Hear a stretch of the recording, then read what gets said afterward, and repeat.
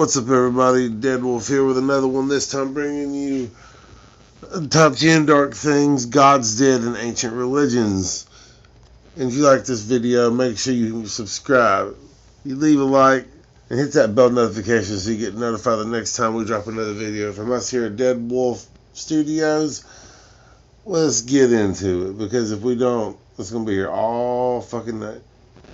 When we think of the word God, we often can look at it in a positive light, but there are some pretty sketchy things that have been done by gods of all different religions. From gods who drink their own blood, to the god who gave Christians the name for hell, to some gods with some serious sibling issues. On today's top 10 list, I'll be covering 10 dark things gods did in ancient religions. In our number 10 spot today, we have Chinnamasta. Chinnamasta is a Hindu and Buddhist goddess of self-sacrifice and sexual restraint. Her name literally means she whose head is severed, so these next couple stories probably won't be all that surprising. There is one legend that claims that she, along with other gods and goddesses, were searching the ocean for an immortality elixir. Apparently she drank the demon's portion of the potion and then decapitated herself in order to prevent them from ever reclaiming it. The other legend says that her and her attendants were bathing for too long one day, which led to them being extremely hungry. Instead of doing literally anything else, like the goddess of self-sacrifice that she is, she decapitated herself so that they could drink her blood. Definitely weird, but I appreciate the sentiment. Chinnamasta is depicted holding her own severed head in her hand with 3 spurts of blood coming out of her neck. 2 of these streams are going into the mouths of her attendants, and the final one going into her own mouth. In our number 9 spot today, we have Amit. Before I dive into this one, guys, please don't forget to hit the thumbs up button if you're enjoying the video so far, because it really helps us out. Amit is an ancient Egyptian goddess with the head of a crocodile, the body of a lion or leopard, and the bottom of a hippopotamus. The name Amit means eater of the damned or devourer of the dead, and that is honestly basically exactly what she is. She is greatly feared, and for a good reason. She lives near the scales of justice in Duat, which is the Egyptian underworld. This is where she does her work. After a person dies, their heart is weighed on the scales against the feather of truth. If the heart was light enough, the person would be allowed to pass into the afterlife, but Amit is always waiting for those whose hearts are heavy. If a person's heart was too heavy and unbalanced the scale, then Amit would eat the heart and they would be denied entry to the afterlife. It is said that the souls of those who were denied were destined to be restless forever. In our number 8 spot today, we have Apollo. Apollo is a Greek god who is the son of Zeus, and at a first glance seems like a pretty likable guy, but he's done some extremely questionable things. You know what they say, like father, like son, and in the case of Apollo, that is pretty accurate considering he has quite a temper. Apollo has been known to punish people with illness and plague, which is truly pretty messed up. During the Trojan War, Apollo shot arrows that had been infected with the plague into a Greek camp, which is honestly a pretty twisted thing to do. There is another story about him where he was rejected by Cassandra, who is the daughter of King Priam and Queen Hecuba of Troy, and so he decided to punish her. He gave her the ability to see the future, but only the tragedies that the future holds. And the worst part, if she told anyone, no one would ever believe her. In our number 7 spot today, we have Xingtan. Xingtan is a Chinese deity who has some bad intentions. He fights against the supreme divinity. Xingtan was fighting a battle for supremacy when he was beheaded. You think that this would be the end, but it absolutely was not. Nothing was about to stop him, not even losing his head. His head was buried in a mountain, but he picked up his shield and his axe and just carried on. He regenerated a face with his nipples becoming his eyes and his belly button becoming his mouth, and he continued to fight, which was represented by a martial dance. While there is something really creepy about this story, I guess the moral is to never give up on your plight for evil? In our number 6 spot today, we have Izanami and Izanagi. This is kind of like a 2-for-1 deal because both of these people... New Budweiser Summer Patriotic Cans are here to give your Memorial Day weekend a red, white, and Bud upgrade. Collect all 3 limited edition designs. New Budweiser Summer Patriotic Cans in stores now. Go pick up some Budweiser. Role in this story. Izanami no Mikoto comes to us from Japanese mythology, and her name means she who invites. She is both the goddess of creation and death, and is the former wife of the god Izanagi no Mikoto. So, it's a bit of a long story, but basically at one point she dies. This of course upsets her husband, and so he goes to the land of the dead to find her. Once he does, he can't quite see her because I guess the visibility isn't great in the underworld. He then goes to take her home with him, but she says she can't leave because she has already eaten the food of the underworld, which has made her one with the dead. Later, when she's sleeping, he takes a torch up to her face and sees that she is no longer beautiful, but has rotting flesh with maggots like a zombie. That zombie part isn't in the story, but it's just how I imagine it. After this, he runs the heck away because she woke up and is trying to chase him down. He ends up making it all the way to the entrance to the world of the dead, and he pushes a huge boulder in front of it that now separates the world of the dead from the world of the living, but it also sadly separates him from his wife.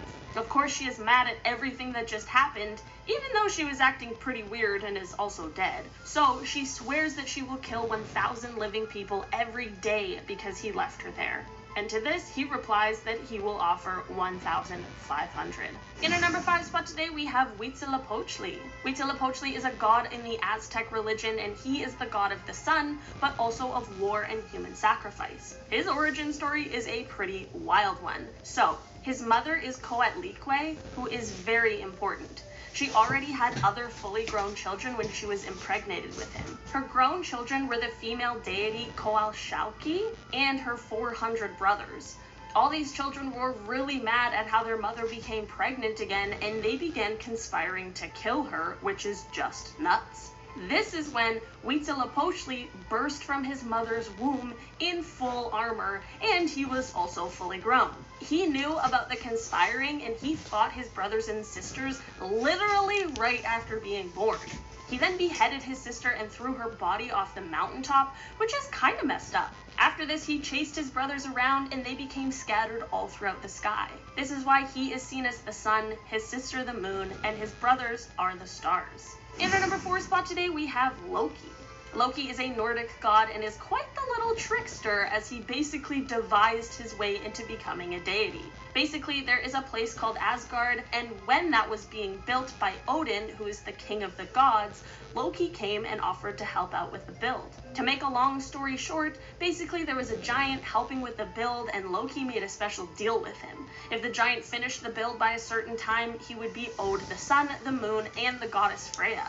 Odin obviously didn't want to give these things over, but Loki assured him that the giant wouldn't be able to complete the build by that day. What Loki didn't know is that the giant had a stallion who was helping him, and he was on track to finish the build and win this deal. That's when Loki decides to transform himself into a mare. In mare form, he went over and wooed this stallion and led him off into the woods. In the woods, one thing led to another, and Loki in mare form ended up pregnant.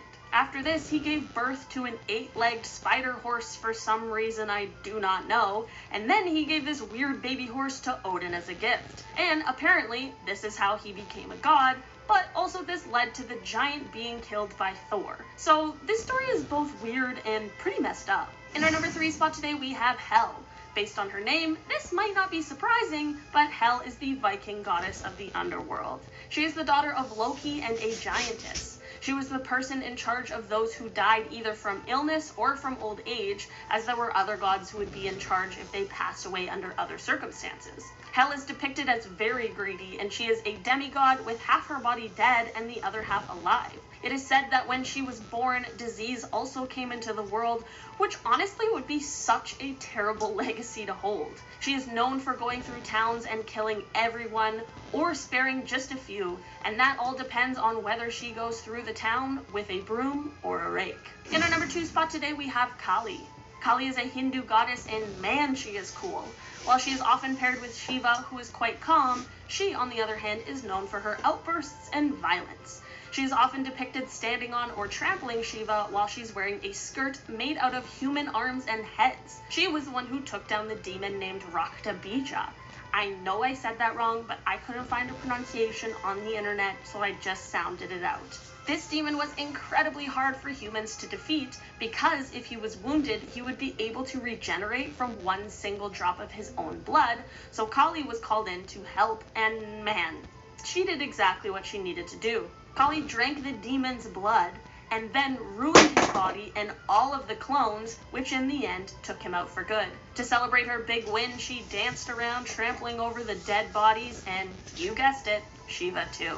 In our number 1 spot today, we have Cronus. Cronus is the son of the god Oronnos and the goddess Gaia, and to describe Cronus as a problem child would be explaining it lightly, but a lot of that has to do with his father. Oronnos had locked some of Gaia's children in Tartarus, which is sort of like an underworld, so Gaia asked the rest of her children to punish him for the evil deed. Cronus jumped up at the opportunity and actually ended up castrating his own father. After this, the rest of Gaia's children were freed, but Kronos decided to re-imprison them again, and then he proceeded to take his father's throne and marry his own sister. Because of this, his mother was absolutely rattled, and she predicted that he would end up being overthrown by one of his own children. This led Cronus to eat all of his own children as they were born, so that he could stop that from happening. I guess is one way to do it. Luckily, his wife and mother hid one of these babies away, who ended up being Zeus. Alright guys, that has been our list for today. Thank you so much for checking it out. I've been your host, Olivia Kozlowski, and I'll see you next time. Bye! Fashion trends are always changing, but what matters stays the same. Your employees. Having Blue Cross gives your team the peace of mind Alabamians have counted on for decades.